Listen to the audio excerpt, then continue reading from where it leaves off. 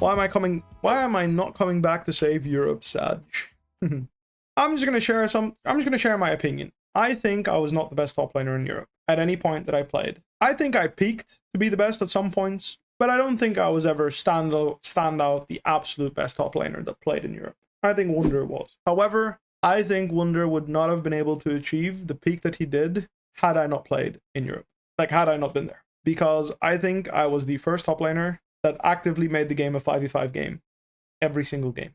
When I played top lane in 2018, 2019, and 2020, the top laner was involved in every single play that TP was available starting level 3. And I can show you VODs, and I can show you many, many games where this just was not the case before I played. And Wunder, in my opinion, was the only top laner that was willing to meet me halfway and join the game as well. Most other top laners refused to leave their lane and just watched as their team suffered, and then was like, you know, I guess this top laner is too good, he TPs, whatever, right? That's my opinion. And I think that if top laners like Alfari and Odoamne, these players were more willing to also join that 5v5 style, they would have also leveled up to be better top laners. And again, like, that's just my opinion. I don't really, like I said, I believe that. I don't think I'm wrong. How are we getting better in League? Basically, what I'm saying is if you want to get better at League, what you need to do is isolate what you're good at, isolate what you're meh at, isolate what you're bad at. And you should identify these things as recreatable concepts. So I'll give you a great example. In League, if you want to get better at practicing CSing, for example, one needs to sit down and hard focus on CSing for multiple games before you get better at it, right? I think that's fair to say. I had to sit down and grind specifically CSing under pressure to get good at it. So if I'm playing GP versus like a ranged champion that harasses me, I had to learn how to CS well in those games because I had to actually focus on dodging poke and CSing at the same time. CSing under no pressure is already something that people need to practice. But when you're getting harassed in lane and have to CS and have to trade with your opponent, that starts getting more difficult and more difficult and more difficult. I think that's fair to say for most people that play this game. So what I mean by this is that you are kind of putting yourself in a position where you're learning a concept. That is a concept. CSing while trading with my opponent. CSing while I cannot trade. I have to, he's harassing me. Another concept can be roaming. Another concept can be teleport usage. It can be side laning. It can be whatever. And you have to isolate those decisions out of the game that you're playing and practice the generally speaking best decision. So what I mean by this is that, for example, if you're trying to practice how to pressure your opponent by slow pushing waves and slowly creating an advantage, that's hard to do in solo queue because in solo queue, probably you're going to be playing against players that are bad and make mistakes. So the only way you can practice that is by intentionally not shitting on the guy. And a lot of pro players don't do that. I'm not saying I do it perfectly either, like, don't misunderstand me. I've definitely had moments where I could do a better job of playing for practice. But that's the idea of playing for practice, is you don't put yourself in situations where you automatically win. You force situations that you're not used to, and you practice those. So for example, I choose not to solo kill the guy because I'd rather play out the lane in a situation that is more favorable for me to practice. Or the opposite, you know that a situation is losing, but you want to see exactly how losing it really is so that you can contextualize what needs to be winning. Like, what is the difference between losing and winning in this situation? Limit testing is a good example, like someone in chat. That's what limit testing is you're trying to put a number on what winning and losing looks like. And then, because you actually have a visual representation and you kind of, like, it's much easier to understand when you see it, it's generally speaking pretty good, I think. I want to try, oh, dude, these other guys got in game and I didn't. I'm pissed. And I think a lot of players, like, really mentally get affected by that. Like, they lose the confidence that they've always had because it doesn't matter what they pick, every side of every matchup, every situation, you just lose. And it's happened to me before. I go to Korean bootcamp and I'm playing in scrims against some players and it's like, I pick this champion to that champ, I lose. I pick that champion to this champ, I lose. And the only way you can get out of that slump and out of that situation is to really buckle down and boil down every single matchup to these concepts, and you play them to a T. Because if you misplay, your nexus explodes. Can you actively practice spacing? Absolutely. Absolutely. You can go out of your way to challenge yourself to walk into a certain champion's like pressure range constantly. And you will find out very quickly when you've overstepped because they'll kill you. Or they'll chunk you and you'll lose lane. Darius is a great example. You can actively run into Darius's apprehend range and constantly weave in and out of the range of apprehend. And yeah, he'll kick your shit in most of it. Like if at first he'll kick your shit in and it'll be really frustrating, but you'll learn the pattern of when you can actually hit him and when you can't. There are many cues, and there is a method to that madness. It takes a lot of practice and patience and resilience because it is extremely frustrating, and I'm saying this because I did it. This matchup, in my opinion, is the Camil matchup. If you're a Camil player, Garen is the champion you're looking forward to see on the enemy team. Camil game, y'all called it. Yes, it is. Darius game, also decent, but not great. Camil's better. But that is, generally speaking, the idea behind concepts. And I think that just conceptually, like, the understanding of these concepts is, I think European players are much further ahead of NA players, and I also think it's because European teams were considered to be better. So, like, for example, when I was scrimming in 2018 in Fnatic, already, like, my predecessors from 2017, 2016, etc., had earned the respect of high-level Asian teams, right? Like, I was on Fnatic. Fnatic had a great reputation as a good international team, and as a result, you could get scrims with the best. Like, we could scrim RNG, we could scrim T1, we could scrim all the best teams, and these were the teams that really put you in your place, you know? Like, they really showed you, oh, that's how a matchup was played. Because they were the absolute cream of the crop, right? The day has come, a Camil game. Here we are. Garen is definitely in one of his best spots in the years. He is in a very good spot. I think Conquer Ignite Garen works. I think Phase Rush Garen works. I think in general, Garen's in a really good spot right now. Was NRG versus G2 results a fluke or not in your opinion? Like I said, based on what we're talking about, I don't think so. I think that they just had preparation for G2, and G2 just was not prepared to play the drafts that were presented. Why no Ignite TP? I think E-flashing is going to be very valuable this game. Also, when TF walks up to me with the gold card, I can flash R him. You don't have the R range to R TF. You see it's shorter than TF's gold card range. So you can flash R him when the gold card's flying, and you can immune it. I want to start lane here in pressure. I don't really want to leash if I can avoid it. This is why this matchup is good, because you just... Alright, enough trading. But this is why this matchup is good, because your passive just eats most of his spin, and then you can disengage and just heal up with W, and there's not much you can do about it.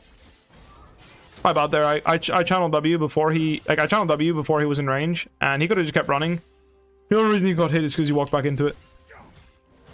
But yeah, see what I mean? You just eat most of his trade pattern like this early game, and then it's kind of the same later on. Obviously, later on he starts getting enough damage to, like, thingy you. But at that point, you have so much true damage that you don't really give a shit. I'm just going to skill Q here and keep slow pushing nice and chill. Like, for example, I could skill E here and E into his face and brute force a dive because he's been trading way more than he should be. But that doesn't really help you learn a matchup. It just means, like, it can work. Again, like, you can definitely make it work. But it doesn't really help you learn a pattern that's recreatable too often, right? Like, that just isn't going to work. Like here, he uses spell, I can punish him, right? This is a pattern that will be recreatable, right?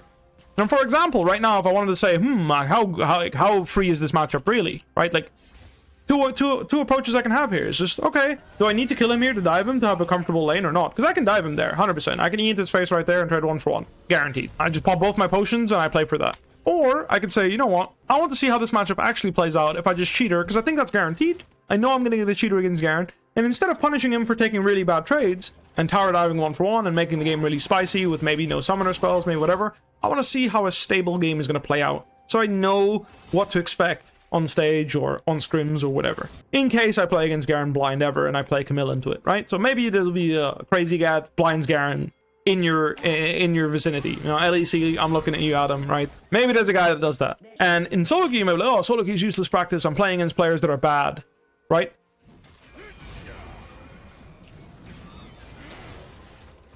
My bad there. I got hit by the tower shot when I had no passive up, so that's bad. Shouldn't have E'd.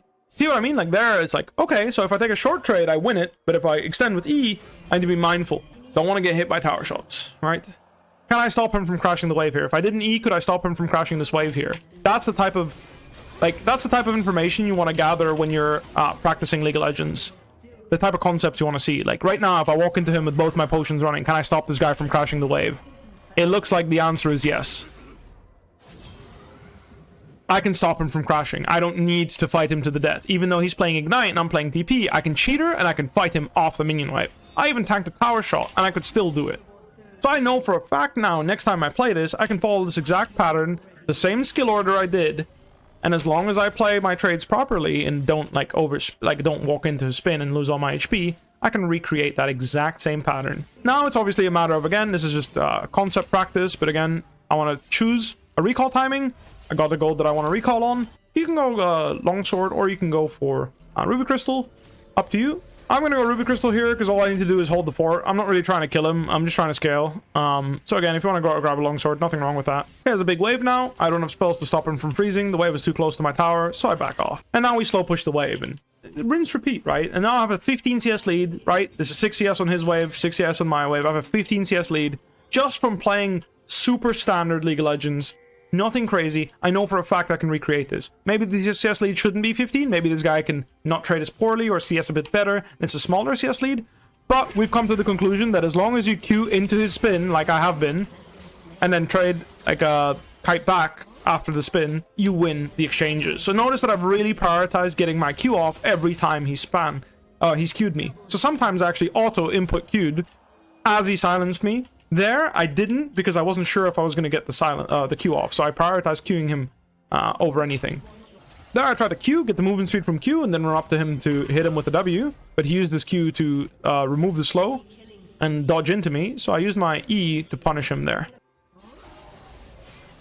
So here, again, I queued before he queued me. Really that simple. He has E right now. You notice how I noticed that I know he has E because he didn't E me. He just queued me. And I don't have my passive. And I've been playing constantly around this passive timer.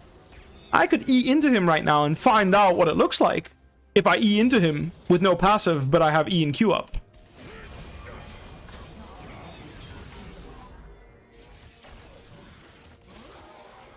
There, I didn't proc my passive, and suddenly the trade looks a lot closer in my opinion.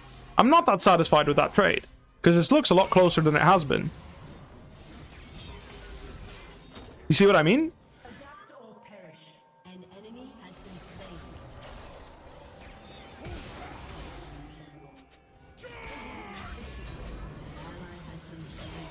And there I finish him off because I know I have enough damage. Oh, he's just gonna not even follow him? Well, I might die here then, unfortunately. Nope. I got out. Big. I cannot. I'm 1 HP. I'm recalling here, no matter what. And we end up killing Rengar too because he was topside and all his camps are up and they killed him. They're not probably gonna escape here though, because Garen has ult and shit and he's really strong right now. Boom. Oh, Vex celebrated with some fireworks there. Why didn't the Garen flash? How can you flash Camil? I mean, he could have flashed as I hit him with my ult. Was he close enough to the tower to put me underneath the tower? Maybe. Maybe he could flash there and then run underneath the tower and force it, like, but then I'd just take his flash and be happy with that, right? You mean like before I ulted? Yeah, he had a window to flash for distance if he wanted to, and I would have let him live, but he didn't, so I kill him. Why didn't he flash? I don't know. Let me add Penny after this game and ask him, why didn't you flash? Maybe he'll have an answer. He'll probably say, didn't think you'd kill me there or something. Don't worry too much about why didn't he flash or whatever. Like, those situations, just like, okay, I know that I'm winning that situation, so recreating a fight there, positive. That's what you should be focused on. At this point, my Q cooldown is getting so low that I can,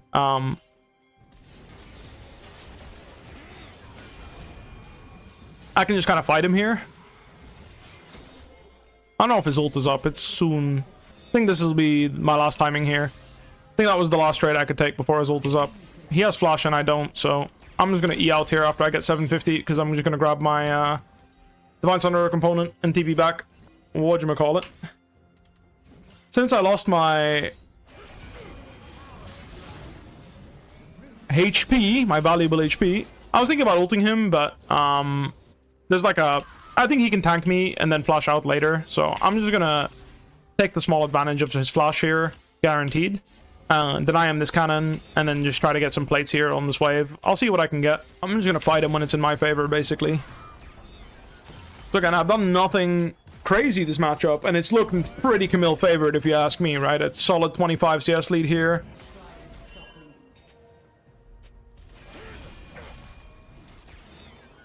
And it looks like he can't progress on me, so that's also another hallmark of a great matchup, is if you outscale someone at Mythic, and they can't use their advantages to kill you, you're probably in a good matchup.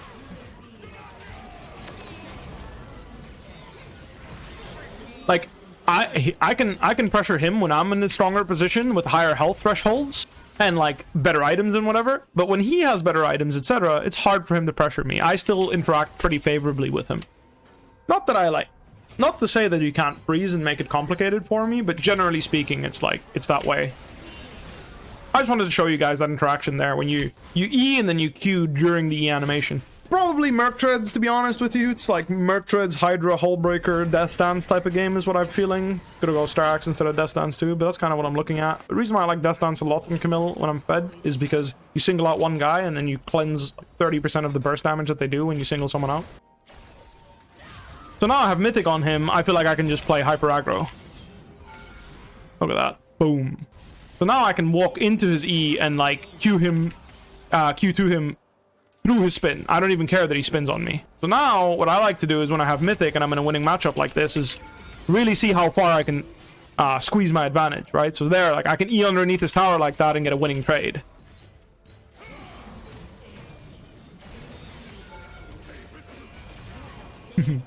Pretty bad, it seems. Oh, one extra tower shot. Hopefully I don't get wrangled and die off that. I'm going to compensate, and I'm going to take a recall here instead of taking the tower. Disgusting item? Oh yeah. I'm very happy that they're removing this from the game. I don't think it's healthy at all.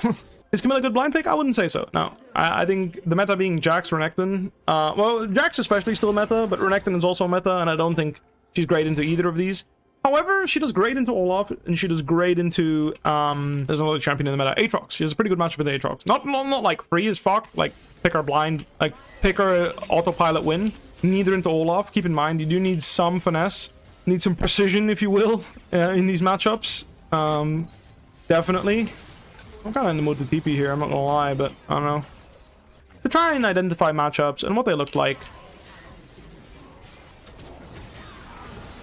And have a general idea of champion strength. I wanted to flash ult him there. I need to wait until after he took the plant, but after he took the plant, I could flash ult him there and kill him. I'm getting collapsed on by Garen here. I can't keep going. Need to make time. I can go hover there, but it's a bit iffy if I do say so myself. Oh, good bait. Nice input by him there. I could have ulted it though. I decided not to. But I think that's the enemy team FFing there, to be honest. I wanted to show you the R dodge on the gold card, but it didn't gold card me. Anyway, my queue times are getting really long. That's going to be it for me tonight. Thank you all for joining me. Just wanted to share with you guys a little bit on, again, what I think was a big difference. And don't get me wrong, it starts getting really intense. And when you're playing against the best in the world, it's not simple stuff like Q on the Garen E. It's shit like, it starts getting really intense when you're playing specific champions like Aatrox, Urgot. Like, for example, Aatrox Urgot matchup had this really tight timing where you have to input your E as Urgot before he would Q2 you, and there was a window where he would Q2 you. Basically, there was like a really tight window where you could get your E interrupted by his Q2 or his W if you were too slow, but if you were too early, his Q2 would interrupt your E, and then you'd get pulled by the chain anyway, and then he'd Q3 you and shit on you. There were matchups where, like, against the best in the world, like, they would change these micro timings, like, these very small things about how they would play it. And if you didn't have the concept really down and you knew what you were doing exactly, they could punish you very quickly and make matchups really difficult to play.